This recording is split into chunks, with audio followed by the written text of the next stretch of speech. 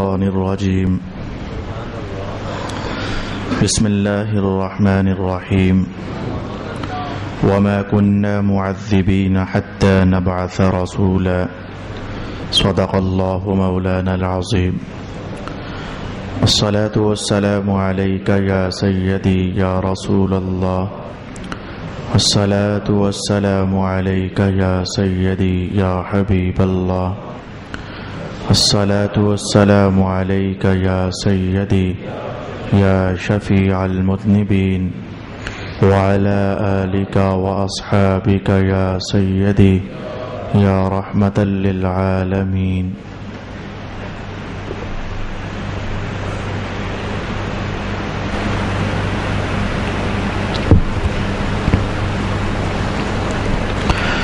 اور ہم عذاب دینے والے نہیں ہیں جب تک ان میں رسول مبعوث نہ فرمائیں.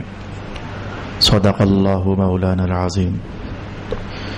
تلاوت کردہ آیت طیبہ پر گفتگو کا ایک حصہ ہم سماعت کر چکے ہیں، جس کا حاصل یہ تھا کہ اصحاب فطرت کا حال بروز قیامت کیا ہوگا.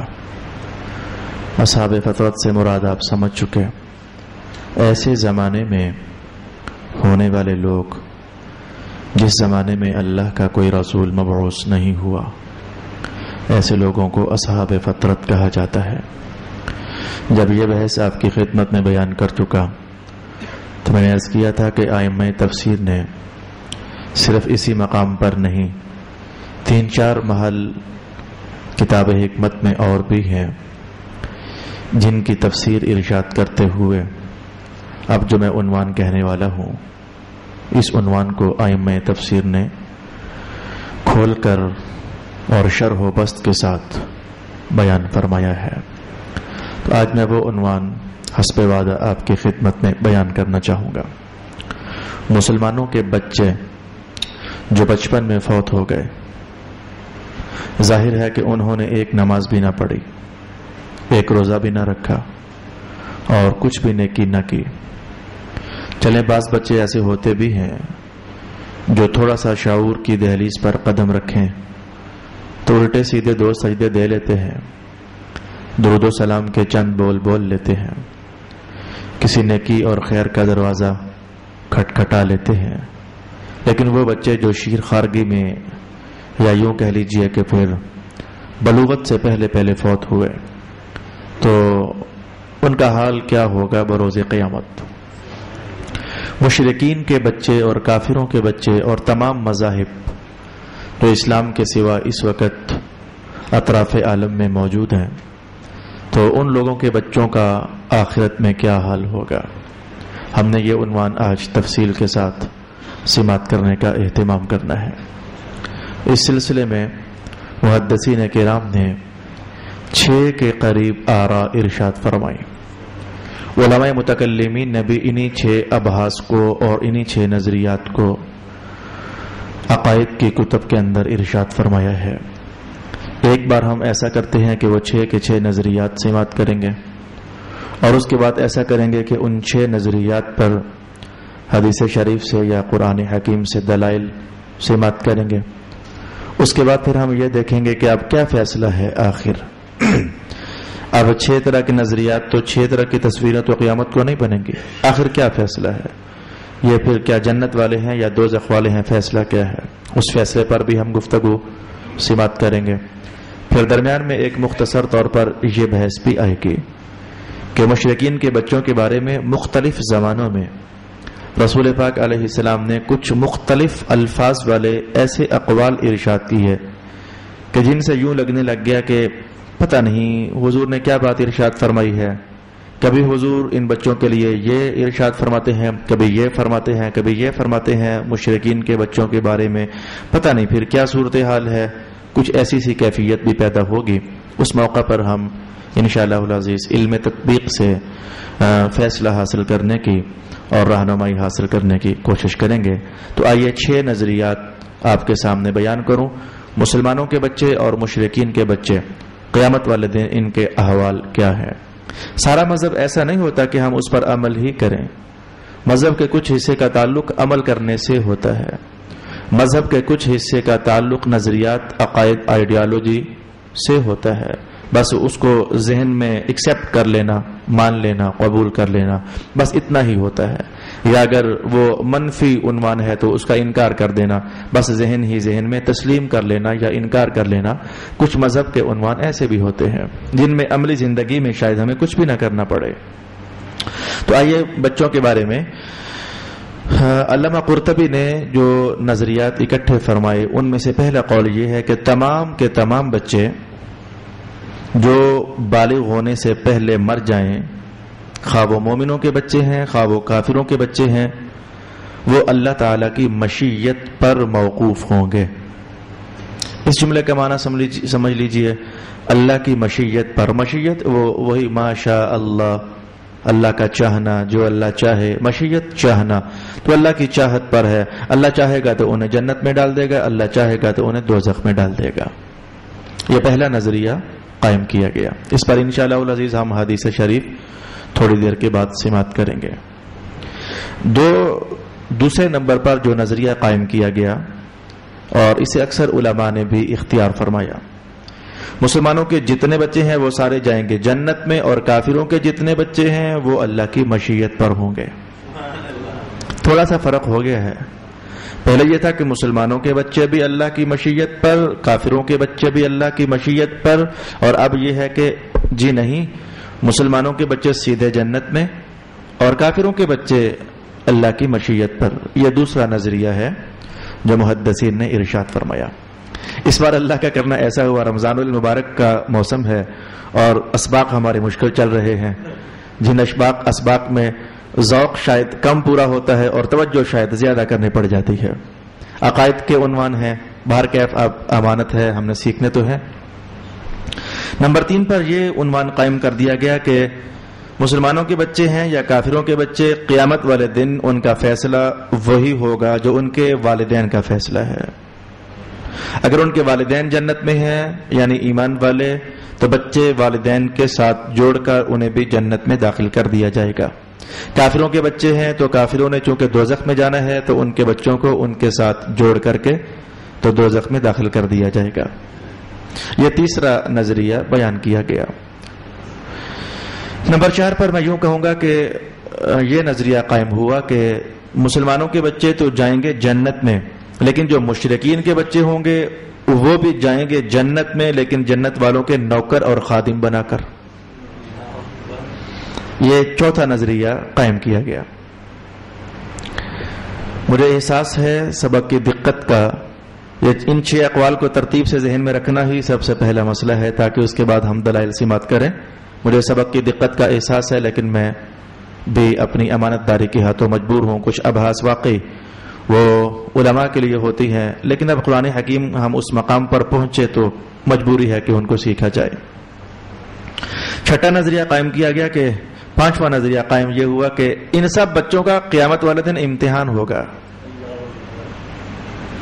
جو امتحان میں کامیاب وہ جنت میں، جو امتحان میں ناکام وہ دوزخ میں. یہ 5واں نظریہ قائم کیا گیا. چھٹا نظریہ قائم کیا گیا کہ مسلمانوں کی اولاد ہو یا کافروں کی اولاد ہو، وہ بالغ ہونے سے پہلے اگر مر جائیں تو فیصلہ ہے جی کہ وہ سارے کے سارے جنت ہی میں داخل ہوں گے. یہ چھٹا نظریہ قائم کیا گیا. میں ان 6 کے 6 نظریات کو دہراؤں گا نہیں، کیونکہ مجھے اب مزید آئندہ دلائل کی طرف بڑھنا ہے. تو آئیے ہم ان 6 کے 6 مذاہب پر اور نظریات پر دلائل سماعت کرنا چاہیں گے. آج کے سبق میں آپ کا اتنا ہی حصہ ہوگا جتنی آپ توجہ فرما پائیں گے. آئیے سب سے پہلے ہم یہ نظریہ سمجھیں اور حدیث شریف کی روشنی میں سمجھیں. مسلمانوں کے بچے اور کافروں کے بچے اللہ کی مشیت پر موقوف ہوں گے. قیامت والے دن وہ چاہے تو انہیں جنت میں ڈال دے، چاہے تو انہیں دوزخ میں ڈال دے. جو چاہے گا اللہ وہی کر دے گا. اس پر حدیث کے الفاظ میں آپ کے سامنے لانا چاہوں گا. انصار لوگوں میں سے ایک صاحب کا بچہ فوت ہو گیا، تو جب اسے جنازے کے لیے پیش کیا گیا، رسول پاک علیہ الصلوۃ والسلام ابھی جنازہ نہیں پڑھ چکے تھے، تو ام المؤمنین سیدہ عائشہ رضی اللہ تعالی عنہا کی زبان سے یہ جملہ نکل گیا، هذه عصفورة من عصافیر الجنہ یا رسول اللہ. حضور یہ تو جنت کی چڑیوں میں سے ایک چڑی ہے. نہ اس نے کوئی اچھا عمل کیا، نہ اس نے کوئی برا عمل کیا، یہ تو جنت کی چڑیوں میں سے ایک چڑی ہے۔ تو جب انہیں چڑیا کہا گیا تو رسول پاک علیہ الصلوۃ والسلام نے روکا اور رو کر کے فرمایا کہ اب غیر ذالک، ہو سکتا ہے کہ اس کے علاوہ کچھ اور ہو۔ اب یہ جملہ کہنا، اگر بات وہی ہوتی جو حضرت عائشہ عرض کر رہی تھی تو حضور ہاں کہتے یا نہ کہتے؟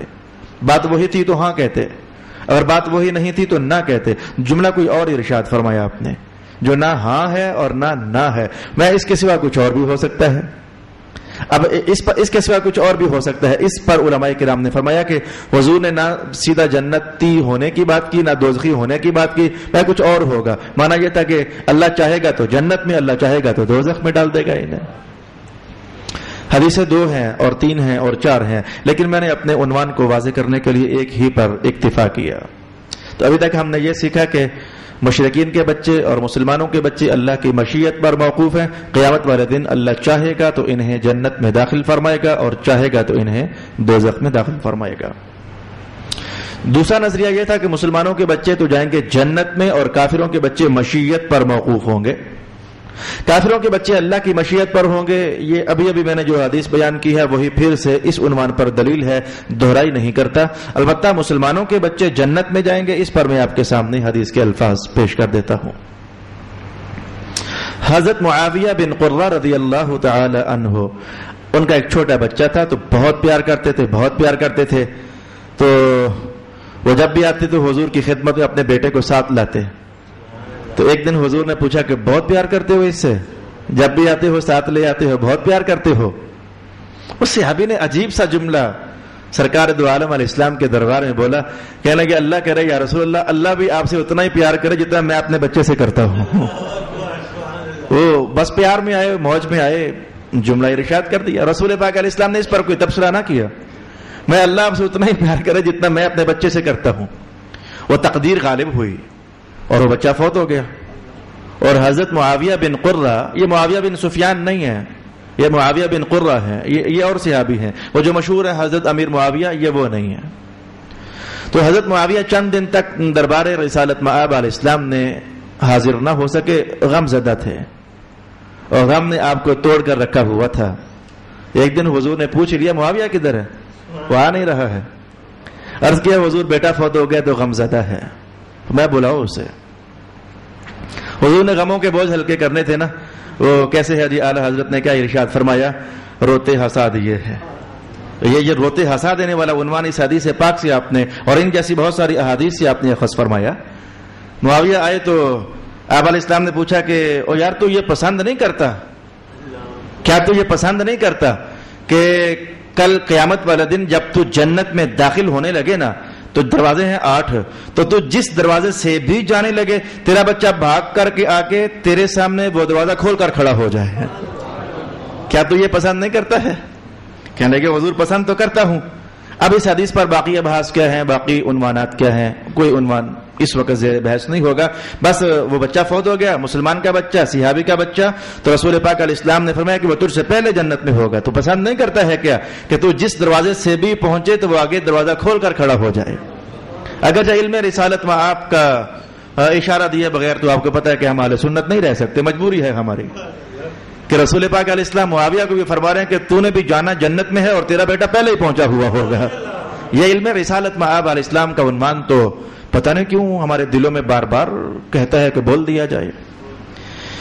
تو میں نے دوسرا نظریہ آپ کے سامنے، بلکہ جب آپ کے اپنے صاحب زادے والا شان حضرت ابراہیم فوت ہوئے، دودھ پینے کا زمانہ تھا، تو اس دن تو حضور رحمت عالم کی نگاہوں میں آنسو بھی تیر گئے تھے۔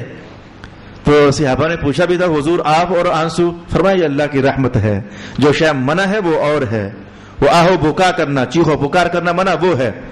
تو رسول اللہ علیہ الصلوۃ والسلام نے فرمایا کہ میرا بیٹا دودھ پینے کے زمانے میں فوت ہوا ہے نا، اب حدیث کا جملہ، اب یہ جائے گا سیدھا جنت میں، تو اللہ نے ادھر اس کے لیے دودھ پلانے والی رکھی ہوئی ہے وہ اسے ادھر دودھ پلائے گی۔ اچھا یہ سیدھا جنت میں ہونا، اس پر میں نے دوسرے الفاظ بھی آپ کے سامنے بیان کر دیے۔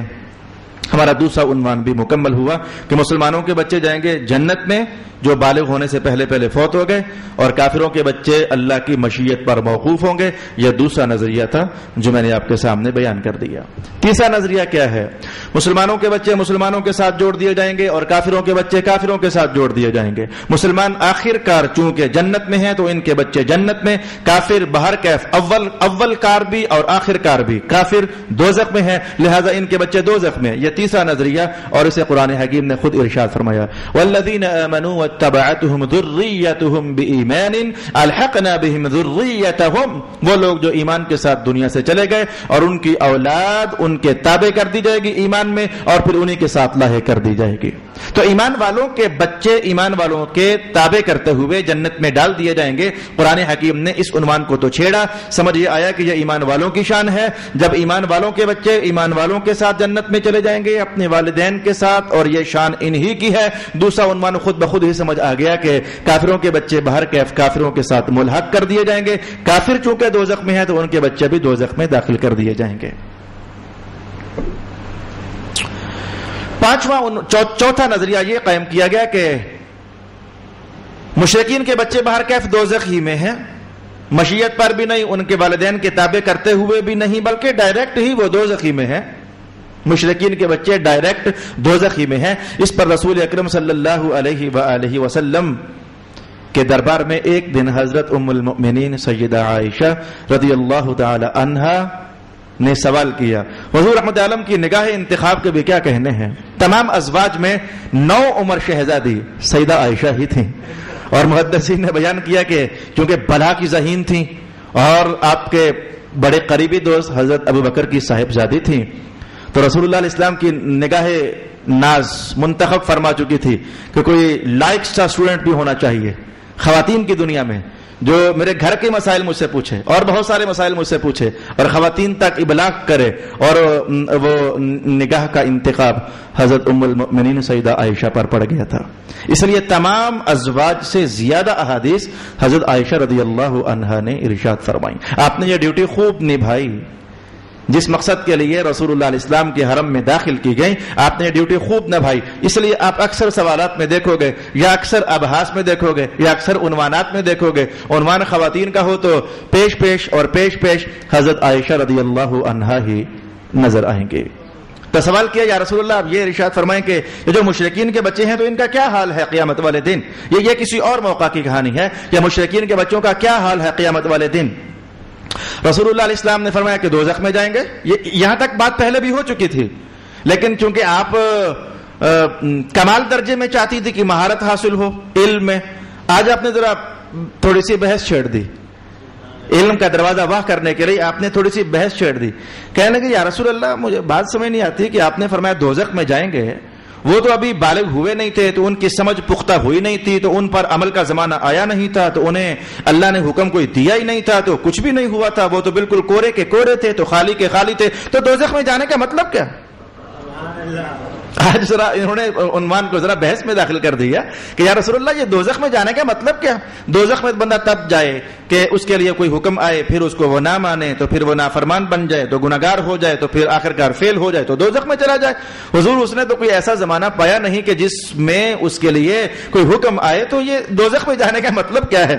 رسول اللہ علیہ السلام سمجھ گئے کہ آج یہ عائشہ علم سیکھنے کے زور میں ہے، تو آپ نے بس شاید آپ کو کوئی کام ہوگا یا اللہ بہتر جاننے والا ہے، وہ ایسا سا جملہ آپ نے ارشاد فرما دیا کہ خاموشی ہونا پڑنا تھا. پھر آخرکار رسول اللہ علیہ السلام نے فرمایا کہ اس ذات کی قسم جس کے قبضہ قدرت میں میری جان ہے، عائشہ اگر تم کہو تو میں تمہیں دوزخ میں ان کے رونے کی آواز نہ سنوا دوں. اگر تم کہو تو میں تمہیں دوزخ میں ان کے رونے کی آواز نہ سنا دوں. حدیث پاک ختم ہوئی. بس یہاں سے ہمارا دل ہے بہت، ان احادیث میں بہت کچھ ہے، سیکھنے کے لائق، توجہ کے لائق، رغبت کے لائق، جولی پھیلانے کے لائق بہت کچھ ہے. لیکن ہمارے وہ 6 عنوان پھر ان کے اندر وہ تطبیق، وہ ذرا کام آج پھیلا ہوا ہے. تو کافروں کے بچے اور مشرکین کے بچے وہ گئے دوزخ میں. اس پر میں نے حدیث کے الفاظ آپ کی خدمت میں پیش کر دی ہے. 5واں نظریہ یہ تھا کہ مشرکین کے بچے جائیں گے جنت میں، لیکن وہ جنت والوں کے خادم ہوں گے. اس پر حدیث کے الفاظ سن لیجئے. حضرت انس بن مالک رضی اللہ تعالی عنہ ارشاد فرماتے ہیں قال رسول اللہ صلی اللہ علیہ وآلہ وسلم ان اولاد المشرکین خدام اہل الجنہ، مشرکین کی جو اولاد ہے یہ جنت والوں کے لیے خادم ہوگی، تو ادھر ہوں گی تو خدمت کریں گے نا، لہذا یہ ایمان والوں کے خادم بنا کر انہیں جنت میں داخل کر دیا جائے گا۔ میں نے اس کے بعد اگلا نظریہ بیان کیا تھا کہ قیامت والے دن امتحان ہوگا، اس امتحان میں جو کامیاب وہ جنت میں، اس امتحان میں جو ناکام وہ دوزخ میں۔ اس پر ایک حدیث اور وہی حدیث میں نے آج پھر کہنی ہے، گزشتہ نشست میں ہم سماعت کر چکے ہیں۔ 3-4 طرح کے لوگ اللہ کے دربار میں پیش ہوں گے، ان میں سے بچے بھی ہوں گے، تو ان کے لیے جب فیصلہ ہوگا کہ دوزخ میں جاؤ تو وہ کہیں گے یہی بات کہ اللہ تعالیٰ ہم پر تو وہ زمانہ نہ آیا جب ایمان ہمیں لانا پڑتا، پھر ہمیں عمل کرنا پڑتا، تو تیرا حکم ہم تک پھر نہ پہنچ پایا، ہم اس زمانے تک جو نہ پہنچ پائے تو پھر نافرمانی نہ ہوئی تو ہمیں دوزخ میں۔ جب وہ یہ کہیں گے تو اللہ رب العالمین فرمائے گا کہ میں جانتا ہوں کہ تم نافرمان ہو، تم بات ماننے والے نہیں تھے۔ ان کا نہیں ہے اللہ بات ماننے والے ہیں، میں نہیں تم بات ماننے والے نہیں ہو، کہا نہیں اللہ بات ماننے والے ہیں۔ اللہ رب العالمین ایسا حکم فرمائے گا کہ وہ واقعی نافرمانی ہوگی، اللہ فرمائے گا جاؤ پھر دوزخ میں اگر میری بات ماننے والے ہو تو، یہی امتحان ہے ان کا، جاؤ پھر دوزخ میں اگر میری بات ماننے والے ہو تو۔ اب وہ کہیں گے نہیں اللہ تعالیٰ دوزخ میں تو نہیں نا، پھر اللہ تعالیٰ فرمائے گا یہی تو میں کہہ رہا ہوں، تم نے میری بات نہیں ماننی تھی، تم بات ماننے والے تھے ہی نہیں، اور میں یہ بات پہلے سے جانتا تھا، تم ایمان لانے والے تھے نہیں، یہ بات میں پہلے سے جانتا تھا، اس لیے تمہارے دوزخی ہونے کا فیصلہ میں نے کر دیا۔ وہی حدیث جو گزشتہ نشست میں نے آپ کی خدمت میں بیان کی تھی، اسی حدیث کو میں نے آپ کے لیے دہرانا چاہا۔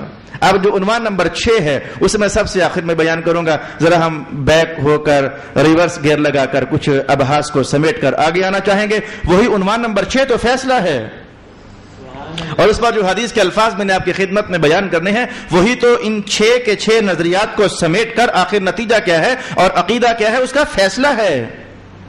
سن لیجئے وہ چھٹا عقیدہ اور نظریہ ہے کیا؟ مسلمانوں کے بچے بھی سیدھے جنت میں، مشرکین کے بچے بھی سیدھے جنت میں، یہ فیصلہ یہ ہے، عقیدہ یہ ہے۔ جو ابھی تک آیا وہ کیا تھا میں وہ آپ کو پہلے بیان کر دوں، اور جو آخر کار کہا گیا کہ مشرکین کے بچے جنت ہی میں جائیں گے، یہ آخر کیا ہے؟ ہم نے یہ بات بھی سیکھنی ہے۔ تھوڑی دیر پہلے آپ نے سنا نہیں ہے حضور رحمت عالم نے کیا ارشاد فرمایا؟ عائشہ اگر تم کہو تو میں دوزخ میں ان کے رونے کی آواز نہ تمہیں سنوا دوں۔ صاف صاف سمجھ آ رہا تھا مشرکین کے بچے دوزخ میں ہیں، لیکن آخرکار فیصلہ یہ کہ مسلمانوں کے بچے بھی جنت میں اور مشرکین کے بچے بھی جنت میں۔ یہ فیصلہ آیا کہاں سے؟ جب میں یہ فیصلہ آپ کو سنا رہا ہوں گا آپ کے ذہن میں قرآن کی ایک آیت فوراً گونج جائے گی، اور وہ آیت یہی ہوگی واقعی جی وما رسلناک الا رحمۃ للعالمین۔ وہ آپ کا ذہن گونج جائے گا، اس آیت کی طرف لپک جائے گا، اللہ اکبر ہے۔ اچھا آئیے میں ذرا چاہتا ہوں کہ جو اس سے قبل ہم نے سیکھا ان میں کچھ تھوڑا سا غور و فکر کر لیا جائے۔ پہلے تو حضور پاک علیہ السلام نے یہ فرمایا تھا کہ اللہ چاہے گا تو جنت میں جائیں گے، اللہ چاہے گا تو دوزخ میں جائیں گے، اور پھر نمبر 2 پر یہ بھی فرما دیا تھا کہ ان کا امتحان ہوگا قیامت والے دن، اور پھر یہ بھی فرما دیا تھا کہ مشرکین کے بچے دوزخ میں جائیں گے، اور پھر یہ بھی فرما دیا تھا کہ مشرکین کے بچے جنت میں جائیں گے۔ ان 4 باتوں کو ذرا ہم آپس میں سمجھ نہ لیں کہ کبھی حضور کا یہ فرمان کہ مشرکین کے بچے اللہ کی مشیت پر ہیں، چاہے تو جنت میں ڈال دے چاہے تو دوزخ میں ڈال دے، پھر کبھی یہ کہنا کہ نہیں وہ دوزخ ہی میں جائیں گے، یہ لگا یوں کہ یہ دونوں باتیں آپس میں مخالف ہیں۔ اور اب ہم نے سیکھنا یہ ہے کہ مخالف نہیں ہے، اس کا نام ہے علم التطبیق اور علم المطابقت اور علم الموافقت اور علم التوفیق۔ پھر سمجھیے رسول اللہ علیہ السلام نے فرمایا کہ اللہ کی مشیت پر موقوف ہیں مشرکین کے بچے، چاہے تو جنت میں لے جائے چاہے تو دوزخ میں لے جائے۔ پھر فرمایا کہ قیامت کو ان کا امتحان ہو جائے گا۔ تو یہ کہنا کہ امتحان ہوگا، یوں لگا کہ ان کا جنت اور دوزخ میں جانا امتحان پر موقوف ہوگا۔ یہ کہنا کہ اللہ کی مشیت پر موقوف ہے، مانا یہ تھا کہ امتحان ہو یا نہ ہو، ویسے ہی اللہ چاہے گا تو جنت میں، اللہ چاہے گا تو دوزخ میں۔ یہ پھر یہ یوں لگ گیا کہ یہ 2 باتیں تو آپس میں بڑی مخالف سی ہیں۔ اللہ کرے کہ آپ کو فوراً ذہن میں آ جائے، معراج کے موقع پر میں نے آپ کو اس کی ایک جھلک بتائی تھی۔ کبھی یہ کہنا کہ رسول اللہ کا سفر معراج حضرت ام ہانی کے گھر سے شروع ہوا، کبھی یہ کہنا کہ سفر معراج حرم کعبہ سے شروع ہوا، کبھی یہ کہنا کہ سفر معراج مکہ سے شروع ہوا، کبھی یہ کہنا کہ سفر معراج حجر اسود کے پاس سے شروع ہوا. لگ یوں رہا تھا کہ یہ ساری باتیں الگ الگ الگ ہیں، لیکن جب ہم نے محدثین کے بیان کردہ علم توفیق کے مطابق بات کو سمجھا تھا تو لگا کہ کچھ بھی الگ الگ نہیں ہے، ساری ایک ہی تو کہانی چل رہی ہے. ہم ذرا دہرا لیتے ہیں تاکہ ذہن قریب ہو جائے، آج کے سبق کو سیکھنے کے لیے ذہن ذرا قریب ہو جائے. حضور رحمت عالم کا سفر معراج ام ہانی کے گھر سے شروع ہوا. مانا یہ تھا کہ اول بار فرشتے ادھر آئے تھے. رسول اللہ علیہ السلام جب بیدار ہوئے تو آ کر حرم کعبہ میں لیٹ گئے تھے، تو بالکل ابتدا تو ادھر ہی سے ہوئی تھی. پھر جب تھوڑی دیر لیٹ گئے تھے تو فرشتوں نے پھر خدمت میں عرض کیا حضور لیٹنا نہیں ہے، جانا ہے. تو سفر شروع ہو گیا. تو چاہو تو یوں کہہ لو کہ ام ہانی کے گھر سے شروع ہوا، چاہو تو یوں کہہ لو کہ حرم کعبہ سے شروع ہوا، بات تو ایک ہی ہے. کبھی اس کو سامنے کر لیا، کبھی اس کو سامنے کر لیا. پھر یہ کہنا کہ حجر اسود کے پاس سے شروع ہوا. بھائی حضور جب ام ہانی کے گھر سے اٹھے تھے تو حرم کعبہ میں آ کر جو لیٹے تھے تو حجر اسود کے قریب ہی لیٹے تھے. تو چاہو تو یہ کہہ لو کہ حرم کعبہ سے سفر شروع ہوا، چاہو تو یہ کہہ لو کہ نہیں جی وہ حجر اسود کے پاس سے شروع ہوا. الفاظ دو طرح سے ہیں لیکن بات پیچھے یہ کیا. یہ کہنا جی سفر حضور کا مکہ سے شروع ہوا تو یہ کوئی الگ بات تو نہیں ہے. ام ہانی کا گھر بھی مکہ میں تھا تو حرم شریف بھی مکہ ہی میں تو تھا. یہ الفاظ کا تنوع اور مختلف ہو جانا، پیچھے کہانی ایک ہی چل رہی ہوتی ہے. اسے کہتے ہیں علم التطبیق، کہ ساری باتیں یوں ترتیب سے جوڑ لینا کہ یوں لگے کہ کچھ بھی آپس میں مخالف نہیں ہے. آئیے میں آپ کو بیان کرنا چاہوں گا.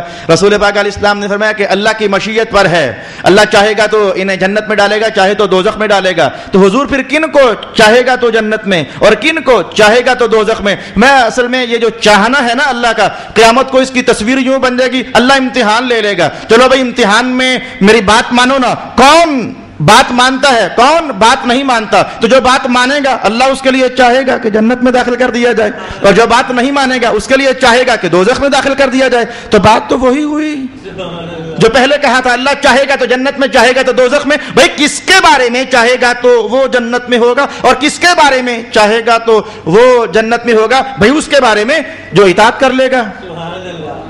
اور پھر مشرکین میں سے وہ بچے جو اطاعت کرنے والے تھے، اللہ کے علم میں تھا یہ بات مان جائیں گے، تو ان کے بارے میں جب فیصلہ ہو گیا کہ وہ جنت میں جائیں گے تو اب لگے ہاتھوں سمجھ لو اگلا نظریہ. حضور نے یہ فرمایا کہ مشرکین کے بچے جنت میں جائیں گے. یہ وہی تو تھے جن کو چاہا تھا، پھر امتحان لیا تھا اور جنت میں پہنچے ہوئے تھے. یہ کوئی الگ سے کہانی نہ ہوئی. یہ وہی بچے تو تھے جن کو پہلے اس نے چاہا تھا کہ جنت میں بھیجوں اور پھر امتحان ہوا تھا، وہ کامیاب ہوئے تھے تو جنت میں چلے گئے. تو ان کے بارے میں فرما دیا مشرکین کے بچے جنت میں جائیں گے. وہ 5-6 نظریات کو میں نے آپ کے سامنے علم تطبیق کی روشنی میں موافق کرنے کا اہتمام کیا تاکہ آپ سمجھیں کہ سرکار دو عالم علیہ السلام یوں نہیں ہے کہ آج کچھ اور فرما رہے ہیں کل کچھ اور فرما رہے ہیں، پتہ ہی نہیں چلتا ہے. جی ایسا نہیں ہے. حضور جو فرما رہے ہیں خوب جان کر سمجھ کر، یہ سمجھ بھی وہاں سے جہاں ہماری سمجھ ختم ہو رہی ہے وہاں حضور رحمت عالم کی دانائی اس سے بہت زیادہ آگے ہے.